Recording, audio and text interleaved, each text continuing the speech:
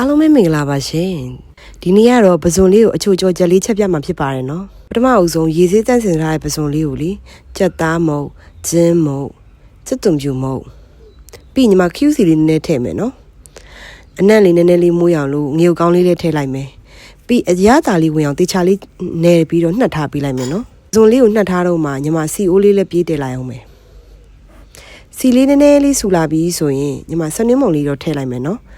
စနင်းမုံလေးထည့်မယ်ပြီးညီမလှီးထားတဲ့ကြက်သွန်လေးတစ်လုံးထည့်လိုက်မယ်လေဒီဟင်းလေးကလေလွယ်လွယ်ကူကူမြင်မြင်ဆန်ဆန်နဲ့ချက်တဲ့ဟင်းလေးပေါ့နော်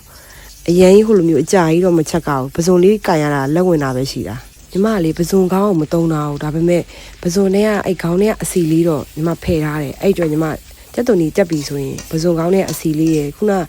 နေပြီးနှက်ထားတဲ့ပဇွန်လေးရယ်ထည့်ပြီးတော့ပြန်ကြော်လိုက်မယ်နော်ကြော်ပြီးသွားလို့ရှိရင်ညီမခုနကြက်သွန်လေးတစ်လုံးပဲတုံးထားတဲ့အတွက်အနှစ်သိမ့်မရှိတဲ့အတွက်ညီမအနှစ်ပိုရအောင်လို့ကြက်ဥလေးတစ်လုံးလောက်ဖောက်ထည့်လိုက်မယ်နော်